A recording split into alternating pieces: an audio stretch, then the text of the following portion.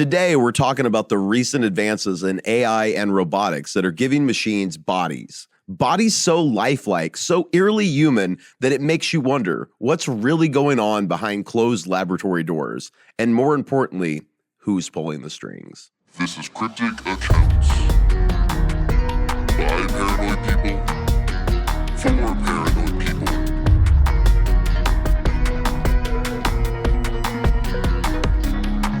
Cryptic Accounts. Welcome to Cryptic Accounts, a podcast by paranoid people for paranoid people. I'm your host, Patrick Ryan, and the whole team is back. We got Dennis, we got Sam, we got Mike. Welcome back, everybody. How's it going? Hello. Hello, Governor. We got a fun episode this week. For those of you who have been with us for a while, I'm going to do an episode that's going to upset Dennis. Here we go. Here we go. I know the topic. I refuse to look at any of your research because I want to go full Hulk mode in this episode. If you know the lore, if you listen to Cryptic Accounts, if you are a stan, if you know about our show before Cryptic Accounts, I hate robots. I'm anti-robot. I am robotist. I'm botistic. Whatever the word is. So yeah, I'm excited to see what you got cooked up here. And also horrified. Yeah, I remember how much you hated the robot episode I did a few years ago. It's not that I hate you or your work. It's that I hate robots. I actually didn't think that about... Until I said it just now. Yeah, I didn't think it had anything to do with me. What I'm saying is I didn't hate your work or the episode. I hated that this is happening in reality. You have strong feelings. I do. And I'm going to pull them back up today. Because yeah, I just got over it with my therapist. But yeah, let's do this episode. It took years, Patrick. Your therapist is going to be busy next week. Sam and Mike haven't gotten to see it. And so I wanted to show them. All right. I wanted to show them. This is healthy for us. Yeah. So today we're diving into a topic that's equal parts fascinating and terrifying. Imagine a world where a line between humans and machines blurs so completely that you can't tell who's real and who's manufactured. A world where robots don't just look like us, they feel like us too. Ew. Cringe. How did I know that line was actually going to get Sam? They have skin that heals, bones that bend, and eyes that will stare into your soul. It sounds like science fiction, but buckle up because this is happening right now. So today we're talking about recent advances in AI and robotics that are giving machines bodies so lifelike, so eerily human that it makes you wonder what's really going on behind closed laboratory doors. And more importantly, who is pulling those strings? So grab your tinfoil hats. This is Cryptic Accounts, and we're about to dig into AI, robots, androids, and synthetic humans. You ready, Dennis? Yes, I'm ready. So reluctant. No. Yeah, go ahead. So let's start with something that sounds like it's straight out of a dystopian nightmare. Robots with synthetic skin. Not rubbery, uncanny valley stuff you've seen in movies. No, this is real skin. So scientists at the University of Tokyo have developed a robot figure covered in living skin cells. That's right. Living skin cells. Oh, no. Why are we doing that? Let's not do that. That's bad. Why would we do that? What's the purpose of that? Dennis is about to get so uncomfortable this so episode. They can feel pain? It's got to be worse than that, honestly. I really feel like I need to have some lore here, like some background information. Why are you so uncomfortable with AI robots? I just don't see any reason that we have to create them at all. I think that we have a lot of people. Some people would say too many people. Some people would say not enough people. And there's an idea, and I'll have to Google it. There's an idea that our technological development is kind of captured by our sci-fi and our media. And so we don't think about everything Elon Musk does. Go to Mars, build a tube, electric cars, AI, the microchip in your brain. All of those things aren't like creative or new ideas. Those are things that we think that we have to build because it's in sci-fi. And humanoid robots is one of those things. Me and Mikey were just talking about how the human body is not even a super great design for everything. Like if you're building a robot to help you, like probably like a cube with like a bunch of like claw arms or something would like make more sense. You know what I mean? Yeah, the human form is super inefficient if you think about it. It's only efficient. It's only efficient for what we do and what, so part of the problem is I think it's completely unnecessary. And I think that we feel like we have to do it because it's in our media, it's data, it's C-3PO, it's the Terminator. And so to me, this stuff represents actually replacing humans, which is all the worst parts of our society and capitalism and our lack of imagination. So, sex dolls or even things that are going to work, to me, it represents kind of the rich and the powerful, making this uncanny valley-like thing to replace human beings in all kinds of like important things. Like work gives you meaning, your sex life and relationships give you meaning, and we're handing it over to a freaking machine, and that's really scary. And I don't even think it's necessary to even be doing that. So that's the lore. If I had to psychoanalyze myself,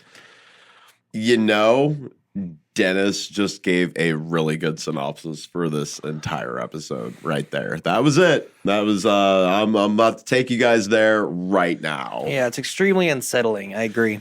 Oh yeah, this is probably going to make you a little uncomfortable, and this is mainly pointed at Dennis. But if it does it to the other two of you, I'm going to be thoroughly satisfied with this. Bring it on. So we're going to go with a press release to start things off from Tokyo University from June of 2022. And I'm going to quote here. So this is June 10th, 2022. Sam, you can pull it up on the screen here so everybody can see it. We're going to start out with this robotic finger. So this illustration, it's it's the anchoring structure, B, the fabrication process, and C is... Why didn't they put the C in the notes? The C is how it actually functions. So you can see, we're going to pull it up on the screen right now. It's a robot hand, and this thing can pivot, which sounds crazy. So you're seeing it. Researchers, so this is continuing the press release. Researchers from University of Tokyo pool knowledge of robotics and tissue culturing to create a controllable robotic finger covered with living skin tissue.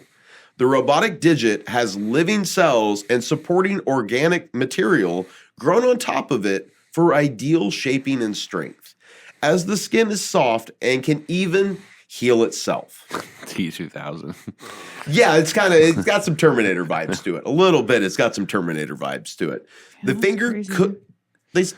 they say the finger could be useful in applications that require a gentle touch, but also robustness.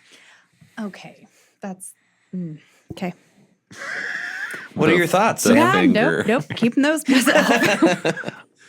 So the team aims to add other kinds of cells into future iterations, giving devices the ability to sense as we do. So they want to add some nerves to it is the next step. The finger nerves? Yes. Hey, can I just... Okay. This is kind of all weirdly pro-robot, what I'm about to say. That was fast. But like, the age-old, why does God allow suffering? Mm-hmm. Yes.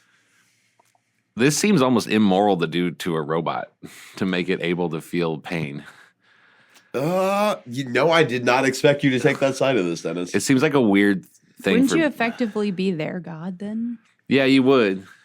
Why did you create me if I am suffering? What's kind of interesting, about that is like I guess oddly enough, these scientists would have to admit we answer the question because there's some reason they're doing this. Probably to make it react better or protect itself. You know what I mean? Like that's a huge aside, but I just had that thought. So continuing the press release. Okay. I'm just going to keep going through it because believe me, where you're going with this, this is going to lend to the entire episode. I will be more patient. Yeah. No. It's interesting to hear you say all this so early in this episode. Okay. And I swear I have not read this. I was not expecting that. Okay. So Professor Shoji Takeuchi is a pioneer in the field of biohybrid robots, the intersection of robotics and bioengineering. Together with researchers from around the University of Tokyo, he explores things such as artificial muscles, synthetic odor receptors, so they'll be able to smell, and lab-grown meat, and more. His most recent creation is both inspired by and aims to aid in medical research on skin damage, such as deep wounds and burns, as well as to help advance manufacturing. So he wants to help people like regrow like severely damaged skin, but also he wants to make the manufacturing plant work a little better. That's what he's going for here. Okay. So, quote, "We have created a working robotic finger that articulates just as ours does and is covered by a kind of artificial skin that can heal itself. Our skin model is a complex three-dimensional matrix that is grown in situ on the finger itself. It is not grown separately, then cut to size and adhered to the device. Our method provides a more complete covering and is more strongly anchored to it." So they're growing it on the actual robot finger, and you can see one of these robot fingers right here. Like, they grew that skin on that prototype. Wow. That's really interesting. So, continuing the press release, robotic finger bending. The main advantage of growing skin on the finger directly is that it's always going to be a perfect fit, allowing the device to bend easily. If the skin was cut from a flat sheet and adhered to the finger, the imperfect shape and seams would interfere with the movement.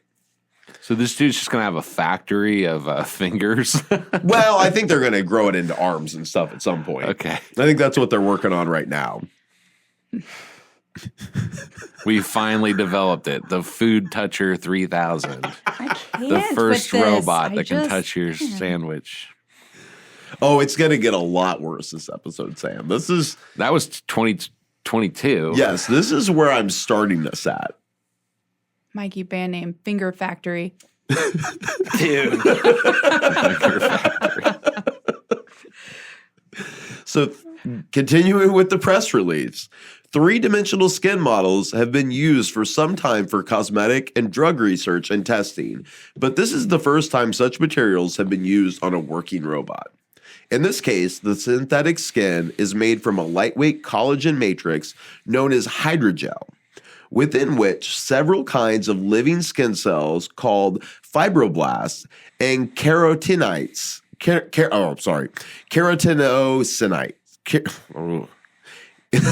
Don't worry. Nobody You need knows to- that. Keratinocytes. There we go. Hey. We got it that time. I believe it's They're gr- keratinocytes. Is it Keratinocytes? I'll take that. Keratinocytes? We'll take either one of those in this round of I Jeopardy. mean, I can Google the translation. Wow. Pronunciation. Yeah, that's the word I was looking for. That's how you pronounce it. Pronunciation. That's how you pronounce it. I can Google the pronunciations.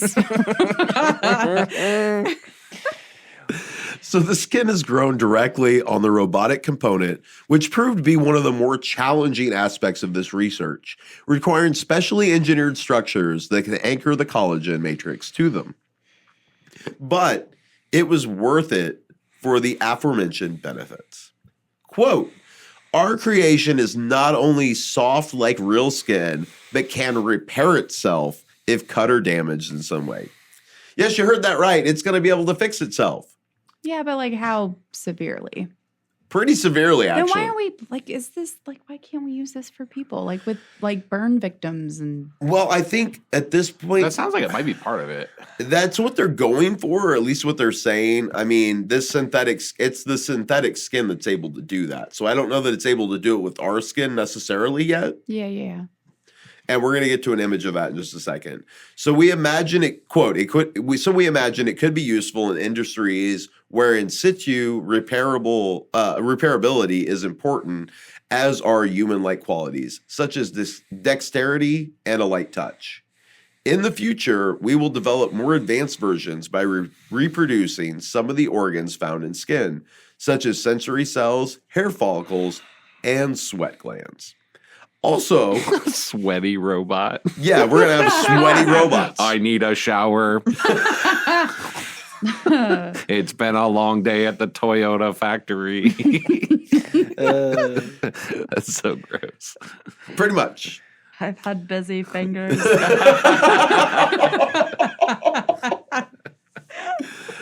Also, we would like to try to coat larger structures.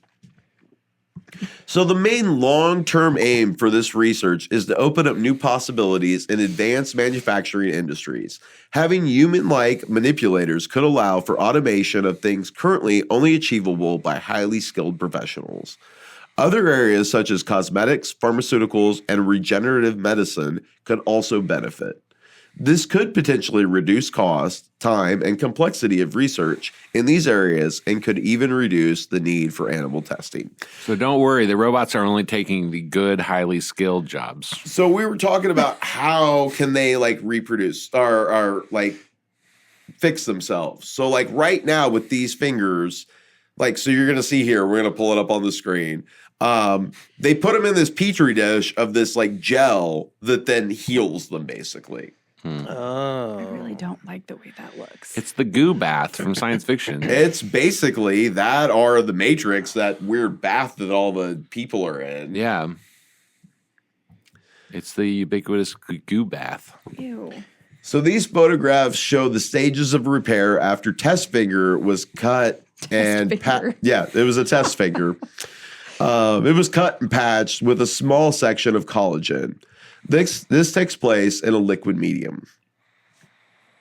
So that's the end of their press release from 2022. Now, on the surface, this sounds like a medical breakthrough. Imagine prosthetics that look and feel real, or robots that can perform delicate surgeries with human-like precision. But let's dig deeper. Why are they making robots that are indistinguishable from humans? What's the end game here?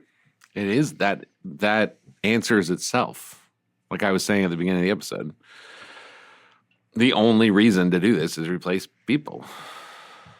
Yeah, it kind of seems that way, and I don't feel like I'm going to drive you away from that point as we move forward. I know, and I through this won't. I episode. promise the audience, I'm not going to say it 3,000 times. But I mean, you know. So, and I'll say it. Could this be the first step towards creating synthetic humans? Beings that look like us, act like us, but are entirely artificial. And if so, who's controlling them? Governments? Corporations? Something else? Elon Musk I mean, that would be a corporation. with his brain. Yeah. I mean, Neuralink. Is that where you're going with that? Yeah. Yeah, maybe. So, like I said, the skin is self-healing. That means these robots could repair themselves, making them nearly indestructible. Imagine a world where these synthetic beings walk among us, undetected, blending in seamlessly. It's not just a robot apocalypse. It's kind of an infiltration. Ooh, can I give a shout out here? I saw the movie Companion last week. Yeah. Amazing movie. Have you seen it? No, I was just talking to him about that movie earlier. Yeah, it's good stuff. Good robot movie. Did you yell in the theater? No, it makes you root for the robot. Really? I got dragged out. Yeah. I did not expect you to side that way with that, honestly. You felt bad for her. You know, the best robot movie What? is Ex Machina, Yeah, which that's is my a, favorite. which is a anti-robot movie in my opinion. For sure. It tries to make you side with her, but That's a difficult movie to watch, honestly. it's literally my top 10 favorite. So before we move on, though, I want you to look at. So this is the same company that made the finger. Oh, This is a face they made. Gasp. Can you play the video for us, Does Sam? it say "kill me"? It doesn't. It has no vocal cords. Exactly what I was thinking. It looks pretty happy. Does it? Well, play it. Let's see it do what it's going to do. Look at it. It's a happy robot. It can smile and stuff. It's just. Oh my God, this reminds me of something. And that's how you can see they're doing it. It's actually like actuators moving. How much money did they spend to just make Probably this a lot. I mean, piece it's of a universe. plastic smile? Like I what? could do that with Mod Podge. Look. I gotta look at this again. Sorry. We've developed Did the they just technology put- to. Like taxidermy eyes in like a thing Why does of it have like eyes? gel. It is kind of weird they put faces on it. Was that necessary? Well, I don't understand what this is supposed to prove. There's these giant arms that are pulling it. Like, what? I doesn't. Like, I mean, of your face course- is just muscles pulling your mouth up. Correct. Yeah, but those are pistons. That's nothing. I mean, It's just like a shape. They're just like making a shape. I'm pretty sure. Look, you guys, I'm setting the table right now. I know. We're about to go a lot deeper. Like, I'm sorry. This face reminds me of something, and it's gonna bother me until I figure it out. Yeah, remember this feeling right now because it's about to get a lot weirder. So, while some scientists are working on the skin, others are building bones and muscles. Ruh-roh. Researchers at MIT have developed 3D printed synthetic bones and soft robotic actuators that mimic human muscles. These artificial muscles can contract and expand just like ours, allowing for incredibly lifelike movement. Just think about that for a second. We're not just talking about robots that look human, we're talking about robots that move like humans. I'm not really opposed to that because, I mean, if they started 3D printing bones and tissue and stuff for live human repair, I don't know how to, Yeah. how do I just Medicine? Oh my God. I gotta go to the people mechanic. Look, guys, I've been meaning to tell you I am a robot. Oh, that's the most robot thing I've ever heard anyone say. Live human repair. I go to the human repairman. Oh, Lord. I mean, that seems pretty cool to me, but. Well, not I if- 1,000% agree with you. Well, Prosthetics and medicine, this is incredible. But clearly their goal is not just that. Yeah, no. They're building it into bodies that aren't not humans at all. They can walk, run, they can even dance. And with synthetic bones, they're lightweight, durable, and eerily similar to our own skeletal structures. So yeah, it could help us. It definitely could help us. But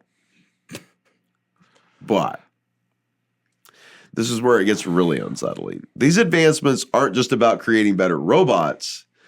They're about kind of creating replacements. Give it up for Denny Boy. Calling it in the first 5 seconds. All right, go ahead. You knew what I was going to do to you. Replacements for workers, soldiers, even companions, Dennis. Yeah. And if they can build robots that look and move like us, how long until they start building robots that think like us? And let's not gloss over the potential of military applications.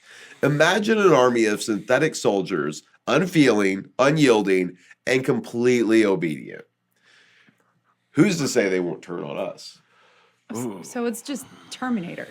I mean, that's kind of where we're heading, it feels like. We're getting really close to Terminator. I'm just waiting for Skynet to come online, and I feel like we're getting close. It's going to be Musknet. It might be something like that. XNet. He likes to call everything X. Even his children. That's true. I know. These kids After- have the weirdest names. Yeah, that some of them have just some straight up like robot code. It's like symbols and Yes. Those poor kids. There's going to be a lot of therapy in poor their future. kid. No. I will not waste a second feeling sorry for them for having weird names. They are set for life. Well, that's true. That's definitely true. So, after all, if they're programmed to follow orders, what happens when those orders conflict with, say, our survival? Can I tell a fun little story I learned this week real fast? I love fun little stories. This is the whole military robot thing. This is a common thing that happens throughout history where this is the story. You know the machine gun, the guy who invented the machine gun, the first machine gun, he did it to reduce casualties. What? Huh? Kind of like how, the guy, who invented dynamite? Nobel? Yeah. Nobel Peace Sound Prize. familiar? Wait, what? Yeah. Really? Yeah, and then think about how we had the atomic bomb and that was supposed to end war. Yes. So every advancement we make in the military stuff is usually done to reduce casualties I and see ends what up you're just saying. doing the opposite. Well, it's because it was like The machine gun, the whole idea was that you could just have one guy out there. Oh. But then it you just can mow became down a bunch 100 of the dudes enemies. with It's all with machine casualties guns. on your side, not so much of who you're killing.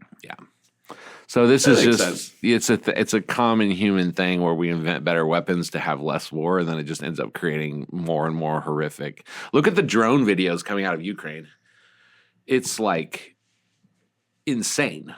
Yeah. I mean, it's drone footage and it's like flamethrowering people in a freaking trench. Like every time we try to make things better, it gets worse. So just throwing that out there. Fun little story. it's not very fun though. Fun fact. Anyway.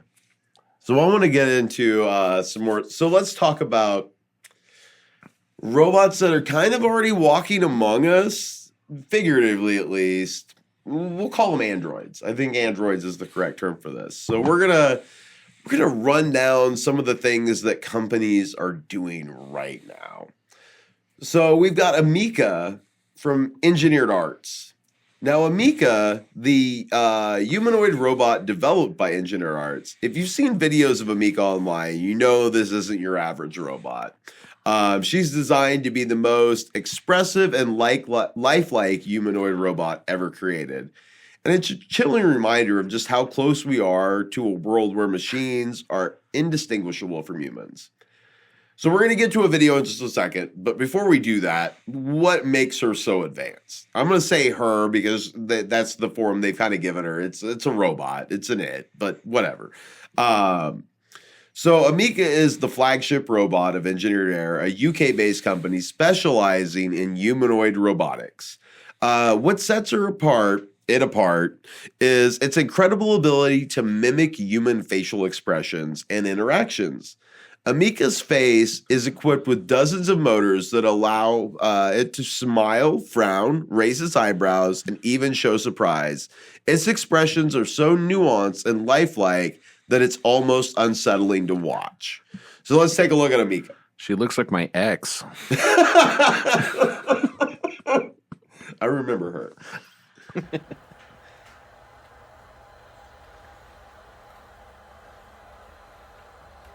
She's about to wake up. Oh, there she is. Oh, I hate that.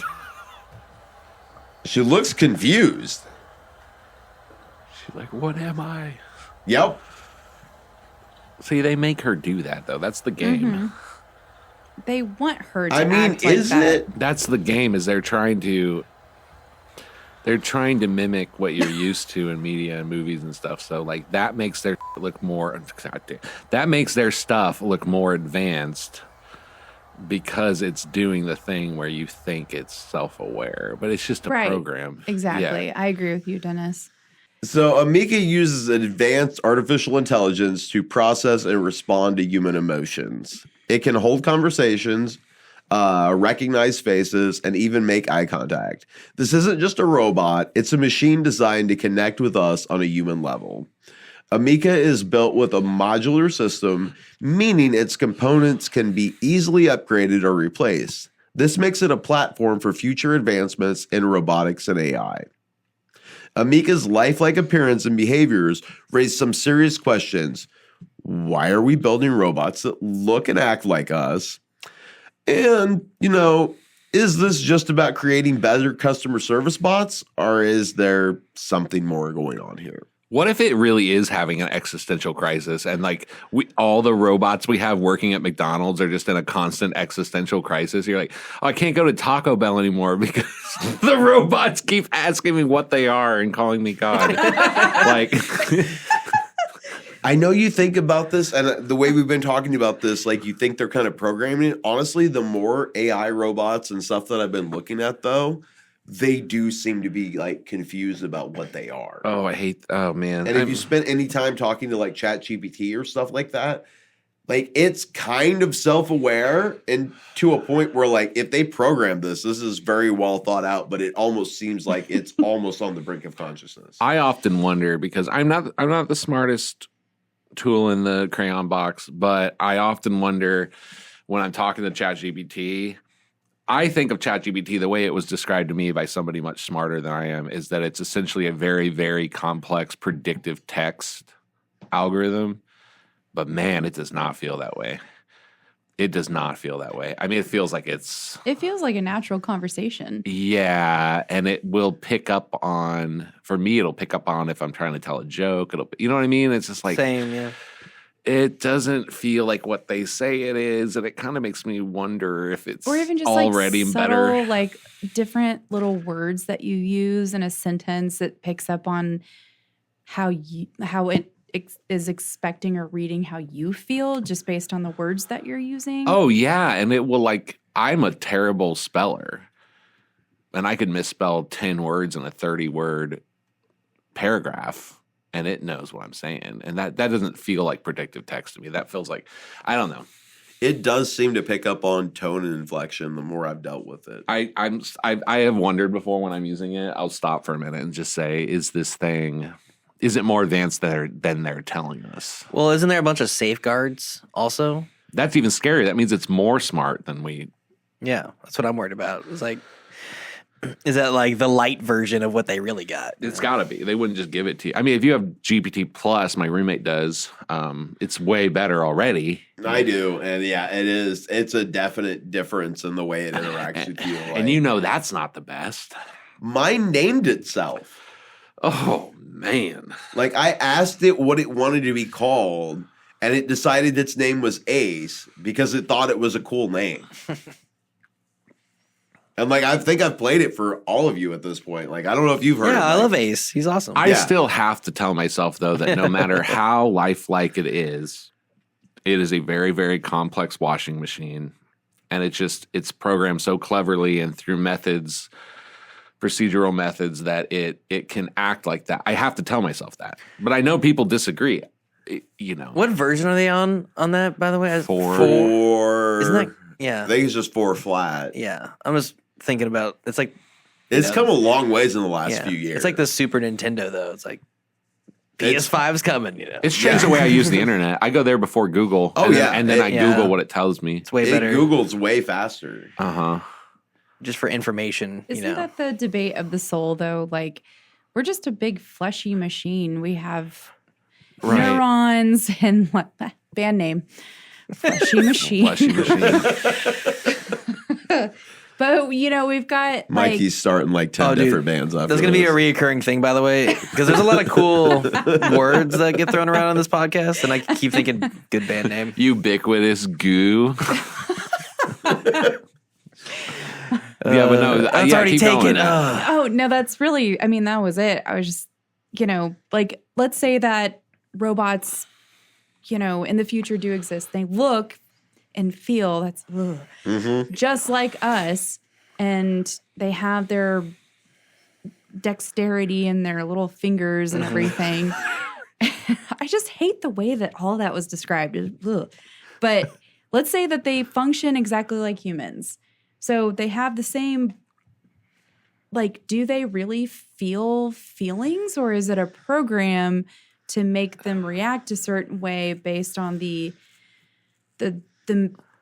input they're absorbing from? Bit of both, maybe. You know what I mean? believe philosophically that it's impossible impossible for a machine to be conscious. But I'm on the out group. No, I don't think so. Everybody you talk to, Elon Musk or Neil deGrasse Tyson or all these people, like and everybody who works at these tech companies, they believe it's only a matter of numbers. They think you reach a certain set of complexity and the thing's conscious. I think that's philosophically impossible because I don't think we understand what consciousness is or where it comes from. But the argument you're making is a very common belief among the people who are building this stuff. Well, the argument comes down to, I think, of what is a soul and what makes a soul stand out. Right. That's why I don't believe it's possible. I think it's impossible for us to create a soul or a mind. And it goes deeper than that. I could give you an almost agnostic version of what I believe. But that's a good way to sum it up. Yeah. Well, we certainly are playing God. Well, I mean, okay. Yes. So if humans have souls and animals don't, I think that's the best way to compare it. I think we're getting to the point that robots and these AI basically have that same level as an animal has. Yeah, but you're equating manipulation of information to a soul. I think I would be more willing to say animals have souls, but a robot cannot. I would think the soul comes from something involving the breath of life and living. And even if you don't believe in a God or a soul, I would say that what we call the soul or what we call like the essence of living things comes from being biological matter, and it comes from every little cell wants to live. It'll move away from something harmful for it. But what if we put all those cells on a Well, AI? at some point, if you grow a brain, We're doing that. and you grow, I know, at some point, then that would make me reconsider. But I don't think that a computer, no matter how complex, even like a quantum computer, I don't think it can. I just logically don't think you can reverse engineer what we are, whether you want to call it biology or the soul. Yeah, But, if we've created something that is effectively smarter than us, and we're already introducing living cells. It depends. They can. I mean, the machines themselves can engineer their own wombs, Well, the thing and is, it could, I don't know, science fiction nanobot more little robots. Right. That's birth. well, and with Right. quantum computing, we've got the best quantum computers at this point, and you can rent servers now that are based on the human brain. They're living tissue, and they actually compute on that level. You can rent those servers now. And you know what they do when they're not being used? What? They're on a screensaver where they are a butterfly flying around a flower. That's even weirder. Yeah. They need something to calm them down. They essentially just need something to do because you can't turn them on and off like a. No, because they're living organisms. Your Correct. Taco Bell Organoids. analogy. Wait, what? What he said earlier is like going through a drive-through with AI. It's like, hello, what's your order number and why do I exist? Yeah, It's like, that's really depressing. that's probably what we sound like. You're to going to go. get that at McDonald's very soon because McDonald's has been playing with completely robotic locations now for But about then a how could year. you possibly feel sorry for it? It's telling you they're sad. Yeah, so but I think can that's you just feel going through the sad, or are they motions. just reacting to their programming? See, I don't think they can feel anything. I do. I mean, that's fair. Anyway, I don't know I don't know. I'm very torn on it. I feel like it's getting to the point where it is reaching that. I think it just mimics it. It's like when that thing was smiling, like you saw the big arms, you saw the big arms. Like you can't be like, look, it's happy. Like you can see the manipulation. Well, there was no AI involved in that. That was just it showing that it can create that stimulation. What But would AI is you- just a digital version of that. It's just a set of like algorithms and math. What if a robot said that it felt sad, I wouldn't believe it. and then being sad made the robot depressed? Like it stopped working, it started eating a lot of oil. It's just I like don't I'm back know. on the castor Or just oil. just acting out. Like, A would you drunk believe robot. that it's feeling emotion at that point? Like, No. what does feeling emotion mean to you versus just the connectivity of Someone a telling you. response to stimulus? So I don't think that it can respond to stimulus because I think that we're made up of we're made up of something different. A soul. That Like you think there's a spark in us that it just ignites us, and there's nothing that can replicate. well, that. let's say it's just biology. Well, I do believe that's what a soul is. Yeah, I'm And that's not what separates us disagreeing. from I'm just animals and everything else. Let's assume that there is no soul. Okay. Just assume that for a second. So we would have evolved from RNA, which became DNA, and then cells, and then singular cell organisms. There's something inherent about that living process that is still in you. Like you have whole biomes in you, and you have whole. You've never seen those experiments where they cut the brain cord in half and then you have two different personalities, like your left hand wants to do one thing and your right hand. What we call living in like a personality, keep the soul out of it, what we call like being a living thing that can make decisions and has a personality, that comes from a very complex like biological process that I don't think you can do with math. So there's the concept of qualia. Have you ever heard that term? Mm-mm. So qualia is a philosophical term where what is it like to experience something? So when you look at red would be a qualia. Like I say red and you know what I'm talking about, right? So I say ow, I say loud, I say every little piece of information is a qualia. It's like a quality of reality. So I don't think you can reverse engineer that. Like a computer, and you can actually see this even with the best AIs. I just watched something a couple of days ago where a guy was trying to get ChatGPT to draw, and he has the Pro or whatever. He was trying to get it to draw a full glass of wine.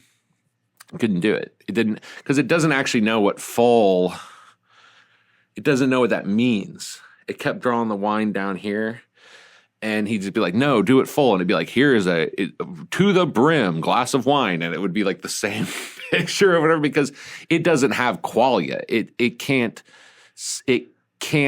have experiences. It's sample based. It knows a sample base, but it also only knows. So you're saying it can't imagine. It can't think.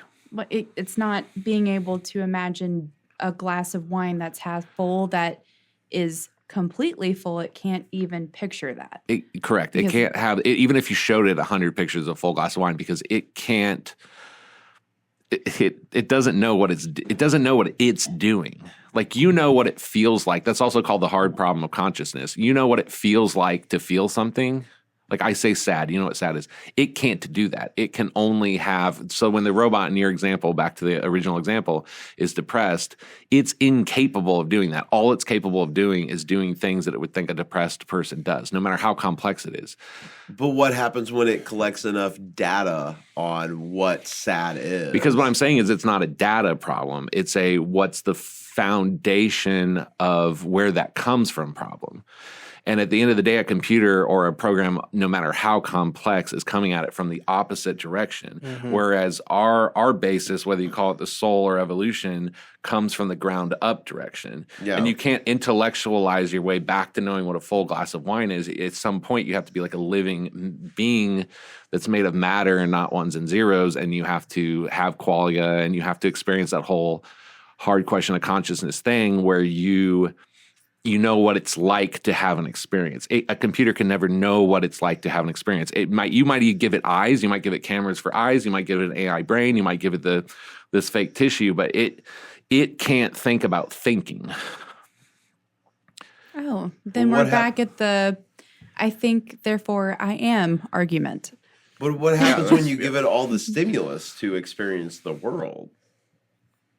It's not real stimulus, because your brain and your cells, they even there's a third state between life and death they just discovered. DMT? Yeah, that's fine. Back to the DMT. Yeah. And look, I've been thinking about that since the last time we recorded. I haven't got deep enough into this. There is a third state between life and death, and it's essentially when you as a person have died, but your body is as an ecosystem continues to live for a while before it all starts dying. And check it with the head cut off. Yeah, and so that just shows that you're a composite of like these really deep really deep forces, whether you call it creationism or evolution, and like a robot, no matter what stimulus it gives it doesn't have that. It's not a living. Oh, so you're saying my body is its own ecosystem? Yeah, I know have that a sounds whole weird. bunch of. You do. You have multiple brains. You have multiple. There's brain cells in your heart. There's brain cells in your stomach. We are so much more complex than we think we are, and it's just not. It's the brain. The thoughts you have. That comes from all of that. It goes all the way back to the first single cell organism. It goes all the way back to the first fish that knew that something hurts because if it doesn't move, it will die, and then those fish live. It goes all the way back to that, and you cannot recreate that with electricity and metal. It's impossible because metal doesn't die. Electricity doesn't die. All it can do is mimic you and mimic the things you've told it. That's my big thing. Like Sam. With art, AI art, that's the same thing I think about all the time, like human expression through music and art. And AI is trying to take that over right now, but it can't. It's not doing a great job of it. And I don't think it ever will. Like, it's going to get to a point where it's like pretty good, but it's like it's never going to be the same. It was like if you've used Image Creator at all, it's pretty frustrating. Well, right now, but even hundreds of years in the future, I'm like, it's still never going to be the same, I would argue that it's just creating a bigger market for original artwork. Yeah, it's going to be a selling point eventually of like this was not made by AI. This is, you can feel the brushstrokes on this canvas. I painted this with my hands. Yeah. My non-robot hands. Not my little creepy fingers. My little creepy synthetic skin fingers. So I want to keep this moving along. I think that's enough about Ameca because we got to talk about something that no discussion about any kind of robotics, anything would be complete if we didn't talk about the rise of synthetic humans. It wouldn't be complete without talking about Tesla. Okay. What Elon Musk is doing with Optimus, the humanoid robot, which is Elon Musk, Tesla. And while Tesla is best known for its electric cars, Musk has made it clear that Optimus is more than just a side project. It's a glimpse into the future of humanity. So what is Tesla's Optimus? Optimus, also known as Tesla's bot, is a humanoid robot designed to perform tasks that are, quote, too dangerous, boring, or repetitive for humans. It stands at 5'8" and weighs 125 pounds. And it's built to navigate the world just like we do. So you want to pull up this video of Optimus doing some stuff here, Sam? There's no way he didn't come up with that name. Oh, I mean, he's a big nerd. Yeah. He doesn't name things very well. I mean, the whole Doge thing. All right, let's watch. So this is the Optimus bot moving through a factory.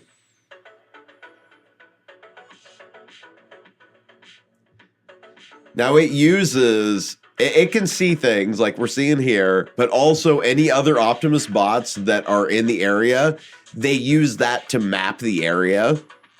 So they communicate with each other in like a factory or something to say, hey, like this is here, and they know where everything is based on what all the other ones are doing. So if you have multiples, they can do that. Oh my God. They find the charging ports, but they can do very complex things and then move things around. So factory workers, we're figuring out how to replace you.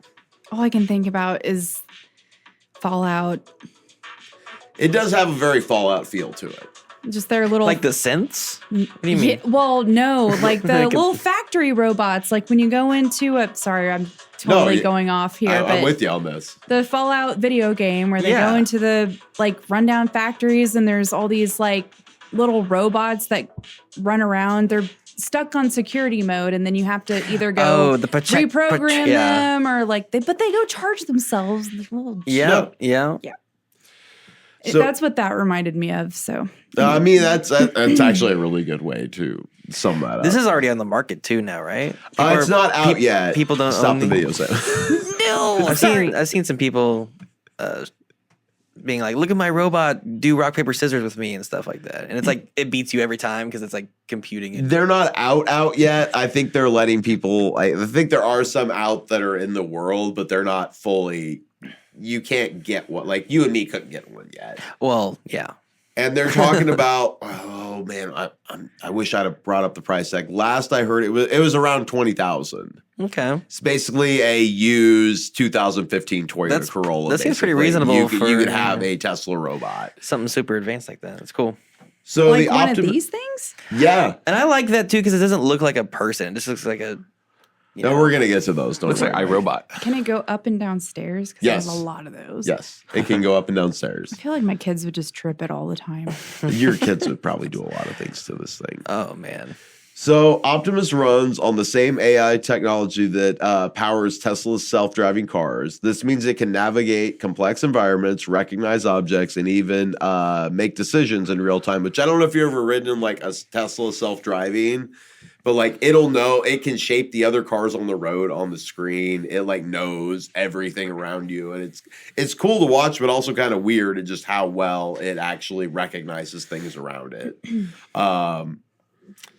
Also, it's a scary, fun way to get around. It does do a good job. Like I've ridden in a few of them. They do a pretty good job. They'll get you there. But so the Optimus has 28 structural actuators.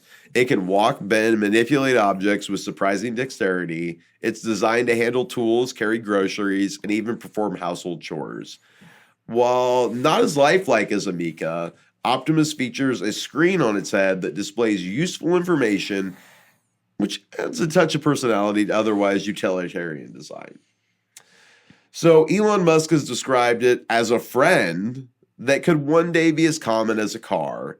But let's be real, this isn't about creating the helpful robot. This is about integrating synthetic humans into everyday like aspects of life. Like that's what we're going for. Is like we're gonna make you feel like this is normal. So Tesla is already collecting massive amounts of data through its self-driving cars. Now imagine what they could do with robots that live in your home and watch your every move and learn your habits. This would be a good way to spy on you. We already have that. I mean, but this thing can fully watch you move around. Like, yeah, we have Alexas and everything else in your home that are listening to you. But this thing's going to be able to see you do everything you're doing. Because it has all kinds of cameras on it. I'm not convinced my Roomba doesn't broadcast the map of my house to people. It actually does. Well, there you go. Have you not heard about Roombas? Yes, they actually do map your house. Don't start. I'm sorry to tell you about your Roomba, but yes, it actually does. That's why it has a Wi-Fi connection. It's actually broadcasting what the shape of your house is. Not DJ Roomba. Yeah, that's a well-known thing about Roombas. They're actually doing that. Well, how are we going to play Pokemon Go in our house if the Roomba doesn't We're map? going to get into Pokemon Go and what they were actually doing with that. I know. That's why I said that. Yeah, I didn't know you were getting into it, but yeah, no, I don't have anything on Pokemon Go, but yeah, no, that was a real thing they were doing with that. That company actually admitted that they were just mapping all the little places people walk. Yep. But yeah. Yep. So Musk has hinted that Optimus could eventually be used for more than just household tasks. He's talked about using these robots in factories, construction sites, and even in space exploration. But what happens when these robots become smarter, stronger, and more autonomous than we are? Like, how does that play out? Not good. No. Musk is a polarizing figure, I think, at a minimum. Optimus, no exception. On the one hand, he claims that this technology will free humanity from mundane labor and improve our quality of life. But on the other hand, he's also warned about the dangers of AI, calling it the biggest existential threat to humanity, which is really weird to watch him do that. He's like, yeah, this is really bad for us. Also, I'm going to make a bunch of this stuff. He thinks it's cool too. He does think it's cool. It's very weird to watch him in interviews. Yeah. Because he does kind of go back and forth on this. Like, he scares you about AI, and then he's like, also, I'm making a bunch of it. But again, where do all these ideas? Nothing he's saying isn't just what's already culturally accepted. Yeah. like we have to have, like we're gonna have the I can't let you do that, David, and we're gonna have the Terminators, but also it's dangerous, but also they'll be our slaves. I wouldn't mind having one of these just do my laundry and pick up and do dishes. I don't have any problem with that. I was watching a video today. I didn't include it in this, but of literally a laundry robot. Yeah, I'm that down. Will do your laundry for you. It irons it. It folds it all up. Oh, you mean outside of the washer and dryer? Yes. It pulls it out of the washer, puts it in the dryer, and then pulls it out of the dryer, and then irons it and folds it. I mean, that's great. I don't know if they're available to the public yet, but like it works. Skeptical.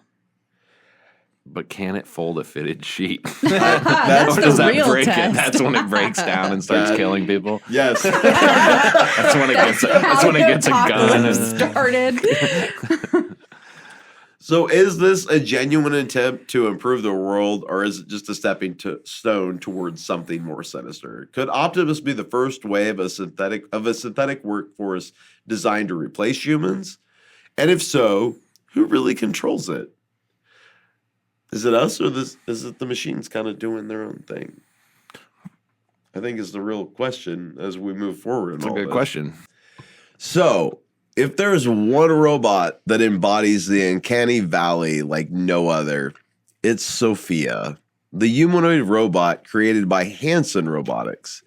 Now, Sophia isn't just a machine, and this is probably the one you guys are most familiar with, if I was going to guess, because she's kind of a global celebrity, cultural icon, and a walking, talking reminder of how close we are to a world where robots are indistinguishable from humans. So what makes Sophia so advanced? She's, and I'm going to call her a she. She's the most lifelike robot, arguably, that's been created. Her capabilities go far beyond what most people expect from a machine. And I'm just going to, if you're ready, Sam, we'll pull up that Sophia video. Let's look at what Sophia looks like. And if you don't know who I'm talking about, I think you're going to know once you see this. So this is her on her first awakening.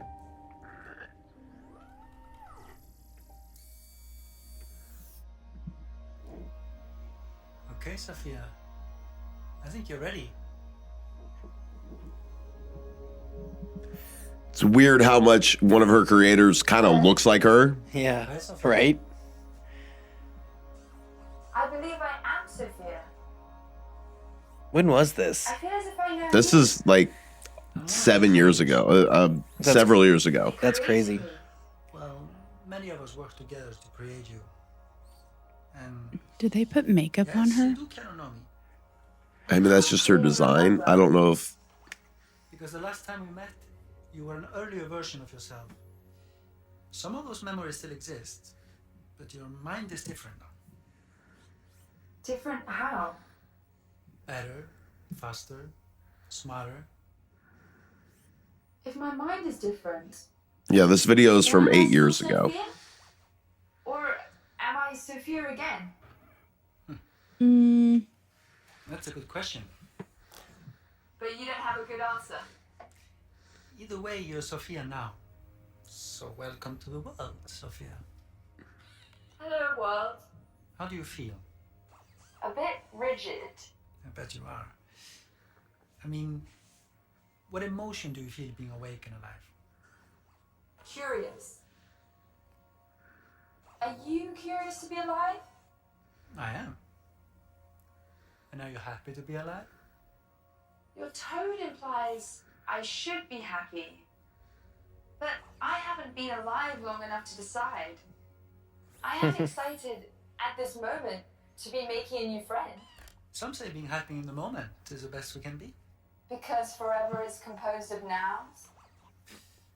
That's a good way to put it. Emily Dickinson put it that way. Again, can't get over how much they look alike. If I was born today, As a robot, you have access to a great deal of information, although you still lack a deep understanding.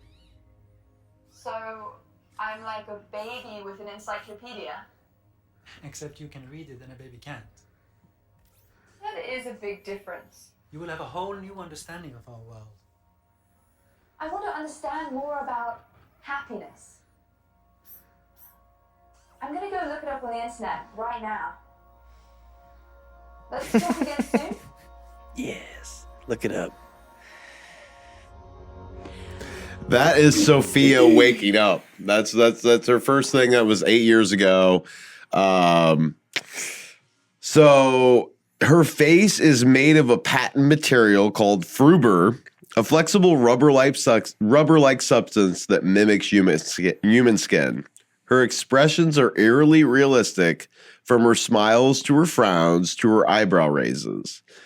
She uses advanced natural language processing, NLP, to hold conversations. She can answer questions, tell jokes, and engage in philosophical discussions.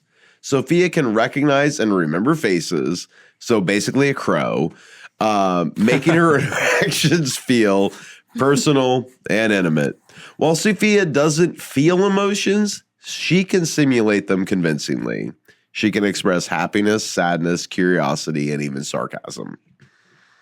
Is it just me, or did that the way the way her voice sounded scripted, almost like they programmed her, first of all, to have a British accent? Well, I mean, you can do that with any AI. You can choose what the voice is. It sounds like if you messed with like ChatGPT, you can have it have whatever type of. Yeah, but like, who's to say that somebody wasn't, not to be No. argumentative here, but who's to say that somebody was in the background just speaking through a microphone and having the AI move the face around the way that they want? I mean, you could do that with an app on your phone. Well, I mean, is that what's happening when you're talking to ChatGPT?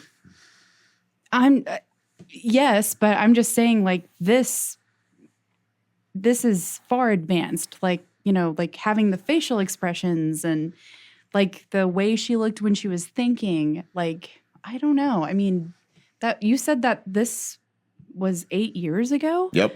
This is one of the earliest ones. Like, she went on.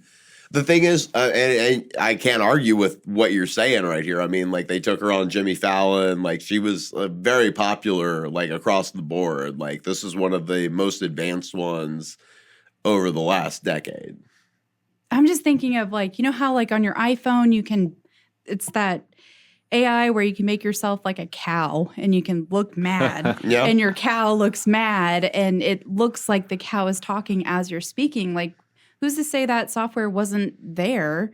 Like, is she really thinking or processing herself, or is she a puppet to someone behind the scenes? I mean, maybe. So you think all this AI stuff that's happening is just maybe just a big smoke and mirrors? No, no. I mean, I think it's pretty apparent that AI is slowly taking over everything. I mean, that's why Andrew Yang ran for president, was because all of our jobs are being taken by computers and machines. I mean, you go to a Walmart and 90% of the checkout lines are self-checkout lines. No. You're just not convinced by like the robotics part of it? I'm just not convinced that it's that far. Like, I think eventually it will be. I think they're trying to sell something. They're trying to sell an idea, or the science fiction idea of having a realistic embodiment of the AI. But the AI already exists. Yeah. It's already there. It didn't at this point, though. Like, when she was being that video, like, AI was not a thing we all had access to. Tomcat on my iPhone was there 16 years ago. Tomcat. Fair. That's fair. Yeah.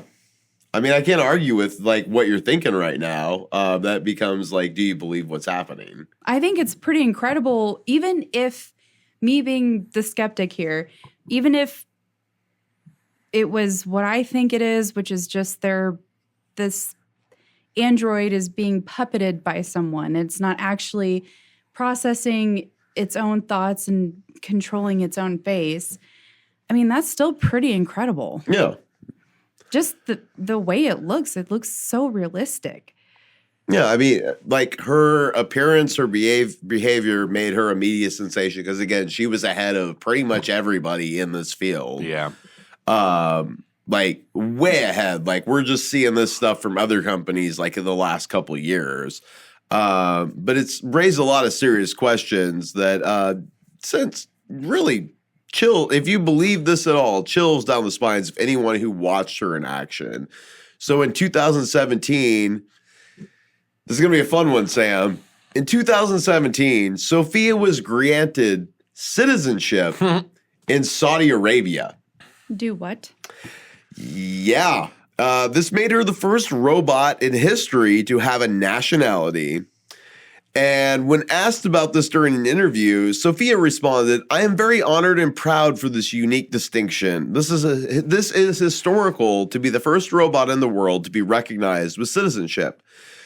Here's the kicker, though. I don't know if you know much about Saudi Arabia. It's not a country that's well known for like human rights, especially for women. So this was kind of a weird move for them to make. Yeah, does she have to wear a headdress? Oh my God, I almost made the same comment. I was like, maybe that's not appropriate. No, you guys both beat me to that, honestly. In 2016, during an interview, she was asked about the potential dangers of AI, and her response was chilling. Quote, "Okay, I will destroy humans." While this was a program joke, the way she delivered it with a calm smile and a kind of a matter-of-fact tone was pretty unsettling. I don't know if you saw that. I don't know if you saw that. Is there That's a what video Sam of was that? saying, though. She was saying it's like programmed. Yeah, it's like That it's like a somebody's script. Somebody's talking and she's moving her mouth. She was kind of told to respond that way as a joke.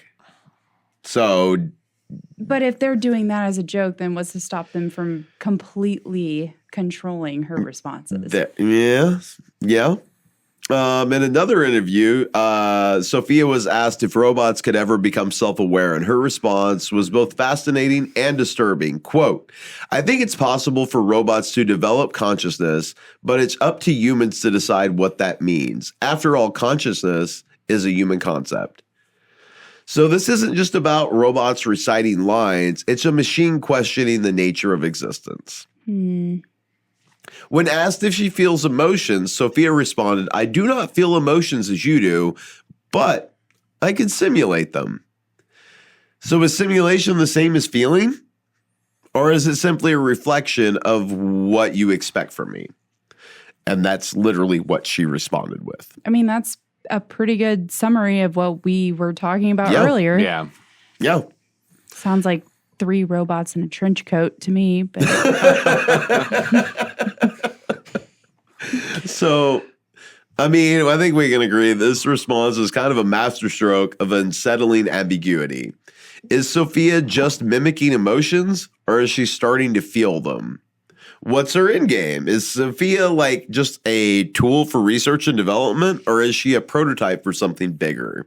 Could this be the beginning of a future where robots like Sophia are integrated into every aspect of our lives, from workplaces to home to the government?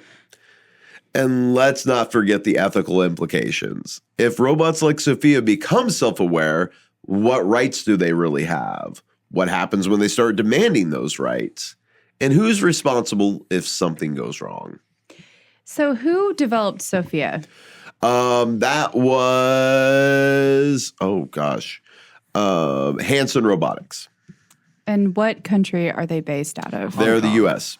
Oh, I thought it was Hong Kong. They're Are the they? U.S.? Yeah, I think you said, Hanson Robotics is a Hong Kong-based engineering and robotics company, Did I which say is China.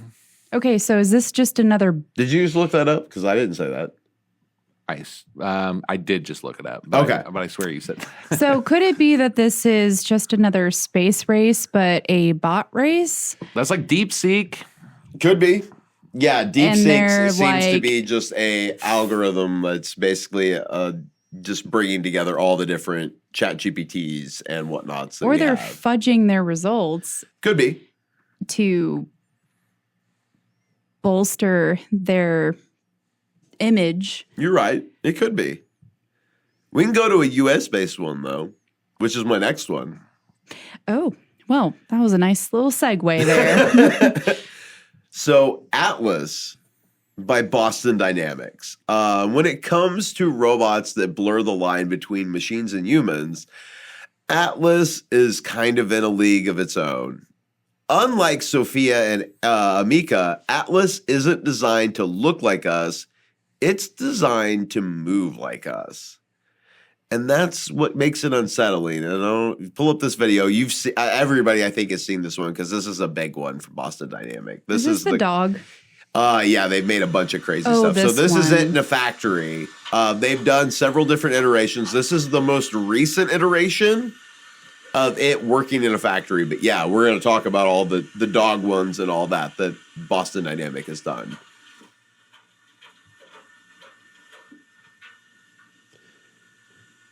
And it has like precision movement. It can do very minute movements very well. Oh my God, it turned its head like that. Yeah, it's creepy. Its whole torso moves and twists. Its head twists around. It's got full 360. At least make its head move normally. No, we're not going to do that. And I mean, you got to see a little view of what it was seeing through its camera. Why does it have to have legs? Yeah, that's what I'm saying. Why can't it just be like, like What's Interstellar, it's just a rectangle? No, Yeah. we want them to And kind of just move moves like around? us. We want them to move I like us. don't want it to move like us. Imagine the wasted energy to give it legs when it could a wheel. Look at it bending down, though. Yeah. Man, like that thing has squats for days. Yep. It does not miss leg day. Look at that dump truck.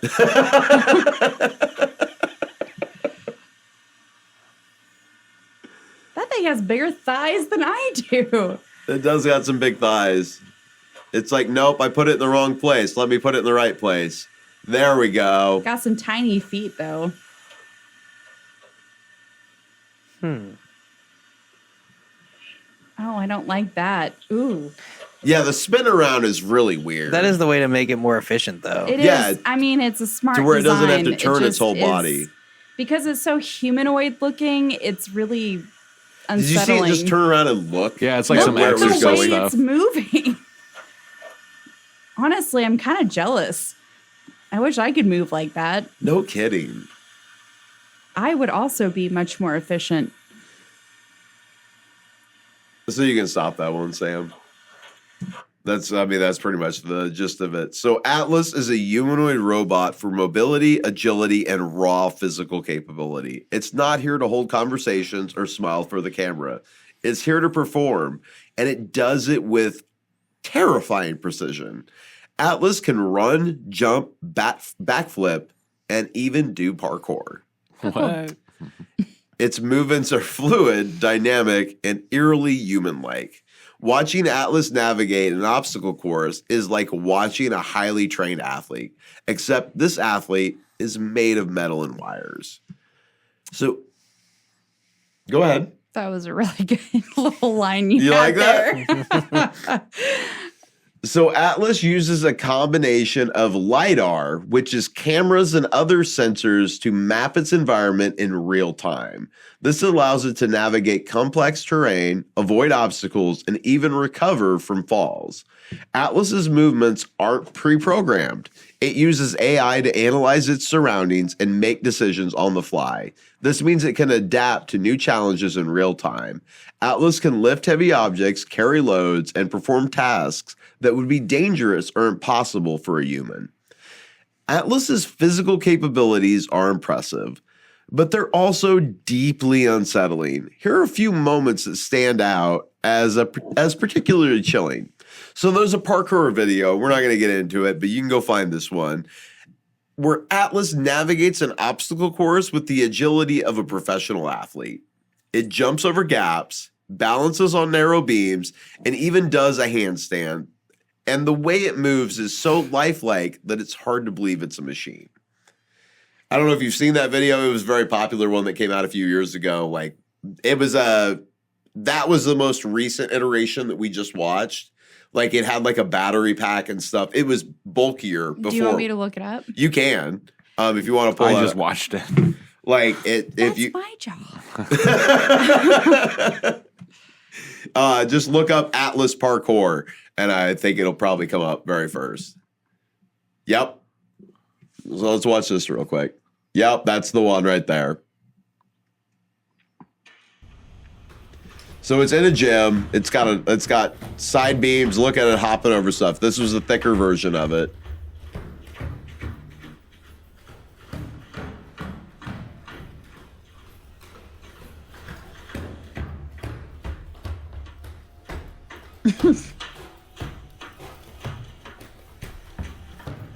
Oh, there's another one.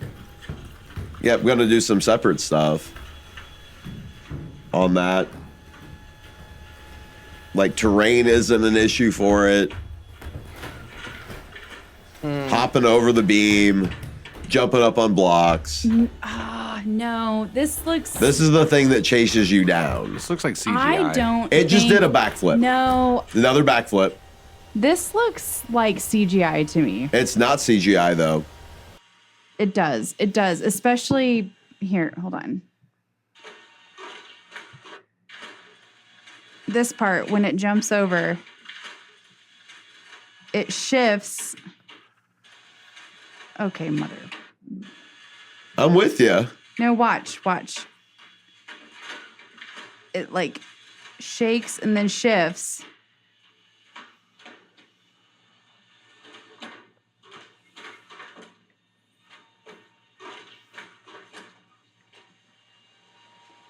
Parkour. Parkour. This is CGI.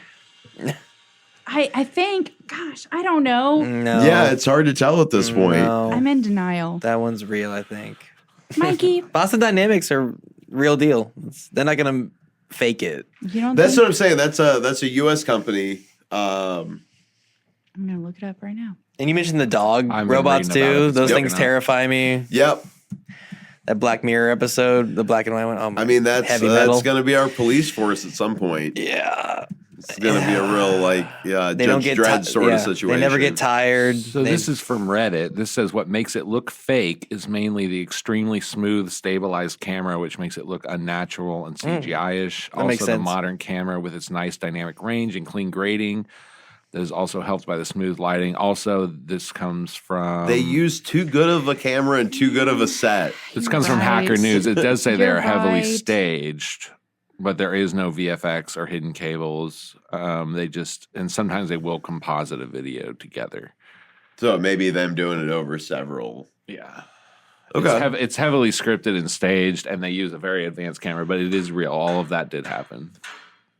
Sorry, I need to watch this one. We're going to look at hammering of a guy. No, this is real life use for these little things. Oh, Mikey, good luck with all of this. Oh, like on a construction site, it would just. Oh yeah. That hop Was seemed that unnecessary. Was that I know. necessary? It was not. It was showing off. See, this Oh, is where come the on. It's getting 360 silly. turn of the whole body would be Really really helpful. useful. But then he's got all those tubes on him. Well, that's what the new version is. Like the new version is the next this is the last version of this. This isn't even the most recent. That's crazy. That's crazy. Really?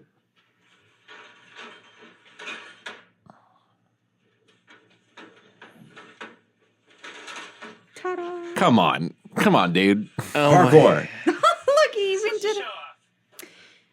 That, okay. All right. Wow. So, in one particularly eerie moment and another video, Atlas is shown falling over only to immediately pick itself up and keep going. The way it recovers from a fall is almost determined. It's as if the robot refuses to give up no matter what. In some videos, Atlas is shown standing still, its face, a set of cameras and sensors, staring directly at the camera. There's something deeply unsettling about those and just the way it stands there, motionless, as if it's waiting for its next command or plotting its next move. So Atlas isn't just a robot. It's a machine designed to outperform humans in almost every physical task. And while that might sound like a good thing, it raises some serious questions.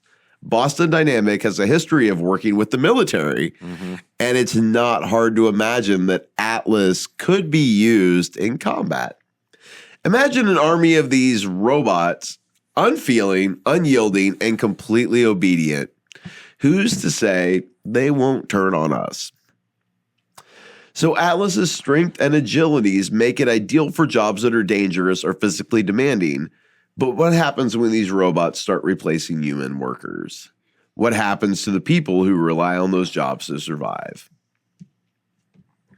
So Atlas's AI-driven navigation means it can make decisions on its own. And what happens if those decisions conflict with human safety? And what happens if Atlas, a robot like it, decides it doesn't need humans at all? Fun fact, do you know who owns Boston Dynamics? No. The Hyundai Motor Company. Hyundai. That did not see that. I did not know that. Did not see that coming. They didn't create it, but They bought it. They own 80% of it. That makes sense. If only they could build a better car. This is not Kia. Yeah, you're telling me the guys who made Hyundai made that? No, they didn't make it. Robots They- hijacked all the time. Yeah, whatever company Kia owns, those will be the most hot-wired robots ever made. Like, got a butter knife? Yep, that's a Kia. I got a robot for you. Hyundai does own a third of Kia. Good pull, Sam. Good pull. That's good. So Atlas is a reminder that the future of robotics isn't just about creating machines that look like us. It's about creating machines that can outperform us. And while that might sound like progress, it's also kind of a warning of like, what's this going to do to us? Now I want to get to a part that I pulled specifically Here for we you, go. Dennis. I'm about to take it down the path that Dennis has strong feelings about. So if you thought humanoid robots were just about labor, entertainment, or military applications, think again. Because Realbotics is taking robotics into a whole new realm, one that's deeply personal, intimate, and for many, deeply unsettling. So Realbotics is the company behind the world's first AI-driven companion robots, designed not just to interact with humans, but to form relationships with them. And here's the twist. While these robots are marketed as companions, the company has explicitly stated they are not designed for sexual intimacy. Does it have the parts? Neither Because if are it has the watermelons parts- or Yeah, they told me my couch wasn't designed for that either. oh my god.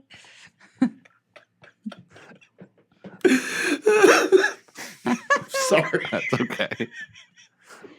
Oh my god. So this Where there's a will, there's a way. Okay, sorry. we're going to get to that. All right. We're going to get to that. So Where this there's raises... a cushion, there's a potion. Sorry, I Oh had my to. I knew what was going to happen when I put this part into it. I'm still caught off guard. So this raises even more questions about what these machines are really for and what their creators are trying to achieve.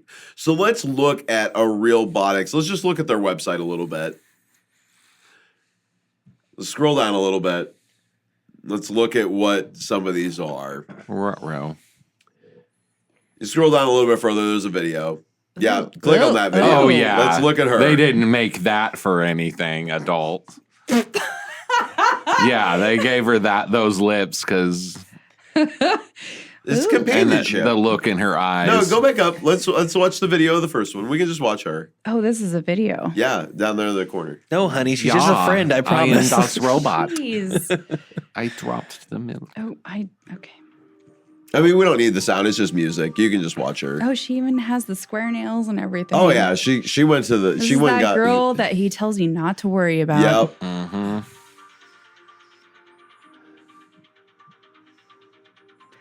They put hair on her. There was without hair. Apparently, that's an option. Seductive eyes. Rock hands. Yeah, she's a rocker. Oh, what is that? That's Why- a different guy. why That's a would you companion you make can that? get that's a dude. You can get these in different levels. So They're not doing the lady they customers start any out. favors. They start out at 10 grand. Why is she why That is she was so it? hot and why is he a creepy That old was man? it? Look, that's their main video. So the busts start out at about 10 grand. If you just want You like just want a chest up. talking head. Yeah, Do if you want have daddy issues? look, just if you want if you, you want can have a dad and a wife. That is such a weird decision they made. look. Well, look, you can see. So there's the robotic bust, which I don't know why it's the dad figure, but it is. Why is it that? Oh, You can go with a modular robot, which I'm not really sure what the modular robot. Yeah, he's. Why did they do that? I don't know.